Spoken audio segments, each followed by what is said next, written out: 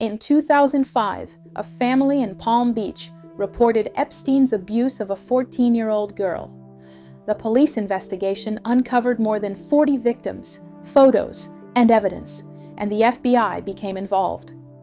Yet in 2008, everything collapsed with a controversial plea deal negotiated without informing victims. Epstein admitted to just 2 state charges: solicitation of prostitution and procuring a minor. He served only 13 months of an 18-month sentence, much of it with work release privileges. The deal sparked outrage and became a prime example of how wealth and influence could bend the justice system. Accountability was selectively applied, demonstrating that privilege could shield criminals from consequences, while victims were ignored. Years later, investigative reporting and the release of federal documents revealed Epstein was not an isolated anomaly, but part of a larger ecosystem of power, wealth, and silence. Emails, flight logs, private gatherings, and detailed records showed a network of elites whose influence blurred the lines between access and accountability.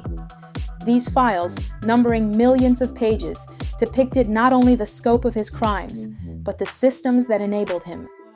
Many experts believe what was released represents only a fraction of the truth, leaving unanswered questions about who else was involved and how deeply corruption penetrated elite circles. Almost immediately after his death, rumors spread that Epstein might still be alive. According to these claims, he used his wealth, influence, and sensitive knowledge to fake his death and escape. While no credible evidence supports this, the persistence of the rumor illustrates a deeper issue: public distrust in institutions.